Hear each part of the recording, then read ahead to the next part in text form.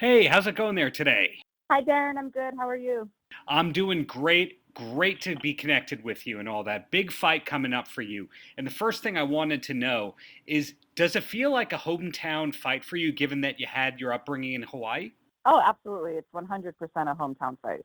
Has preparing for this fight been any different than your last preparation for your last fight? A little bit.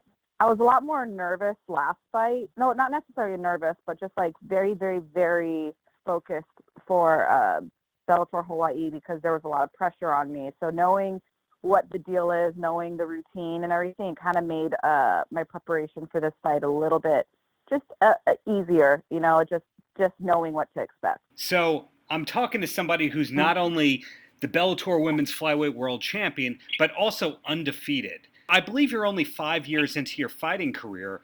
If you were not fighting right now for Bellator, where would you be in life? Any idea? Yes, I would probably be an NFL wife or I'd be a teacher, a high school teacher. The trajectory of my life before I started fighting. But who or what was it that led you into the MMA world? It was really just me being fat in college and I wanted to get into shape, so I walked into this random MMA gym. And it was the home of the great Liz Carmouche and Manolo Hernandez, and I took a class with Manolo, and he told me to keep coming back, and he was the one that ultimately was like, I think you should try fighting. Now, I've had the pleasure of interviewing Liz. When did you first get to express that story to her? What story? The idea that going to her gym helped inspire you to become an MMA fighter, let alone an undefeated MMA fighter. Oh, well, she was the first person I met at the gym because she was working the front desk. But she's my really close friend, main training partner. She knows my whole life story. So, yeah, she knows. She knows what's up. So, aside from what I mentioned, being undefeated and being the champion, is there an accomplishment that you're most proud of within your MMA career so far?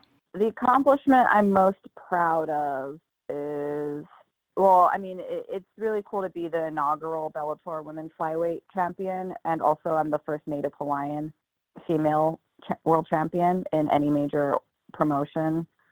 So I think those two accomplishments are definitely my biggest. And I was the first one to bring home a belt to my gym, San Diego Combat Academy, and they were the ones that I had been with since the beginning. So that was really cool. So probably those three are my favorite, being the Bellator champ, the first one, the first Native Hawaiian female, and the first champion from my gym.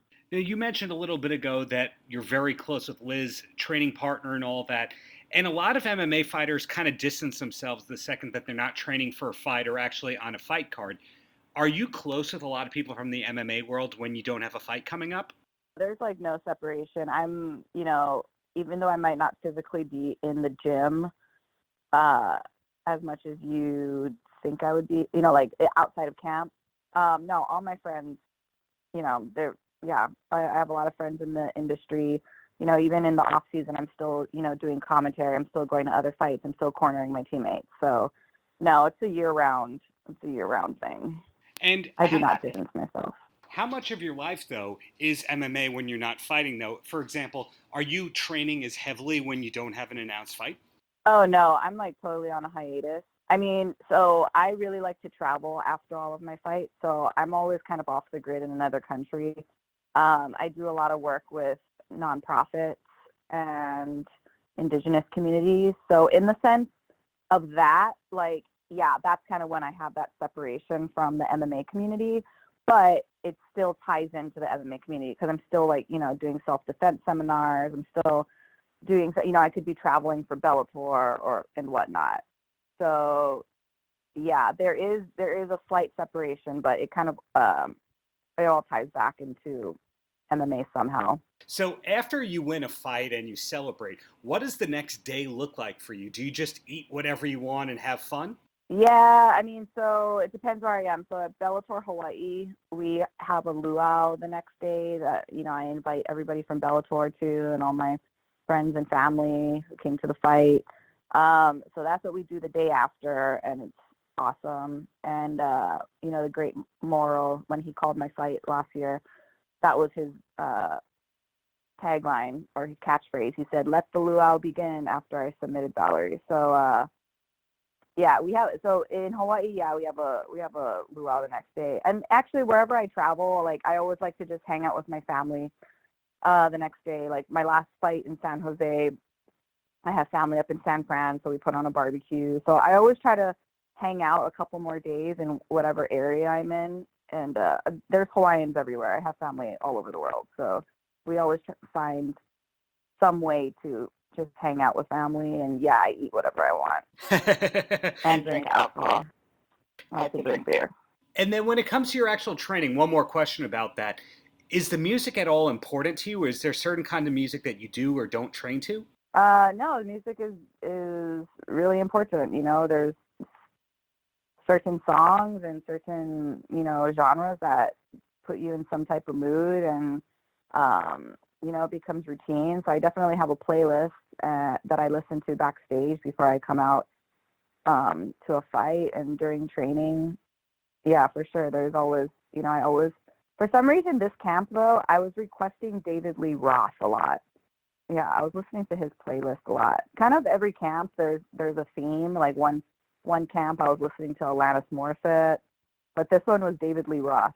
Can I ask which David Lee Roth? Because I am going to his Las Vegas residency in a couple of weeks, so I'm curious about that one. Oh, that's hilarious. I ain't got nobody. That was like the number one jam this camp. That is the best thing I've heard all day. So ultimately, looking ahead, what does your 2020 look like? Do you have anything planned that far in advance? Or does it really come down to, after this fight, I'll then start thinking about my options? I'm going on a Middle East tour right after my fight with the USO. I'm actually I'm running a women's retreat for the nonprofit that I work with. I have a scholarship program to them, so we're doing that in February. I'm like a maid of honor in my best friend's wedding in February. I'm turning 30 in April, so I'm having a huge. So yeah, I always take a few months off, just to go nuts. But in terms of my career, I believe I have one more fight left on my contract. So I think I am gonna try to shoot to fight for in the summertime, and then we'll see if Bellator wants to re-sign me. Great. That sounds fantastic. So in closing, any last words for the kids? Don't post anything on social media that you wouldn't want your parents to see.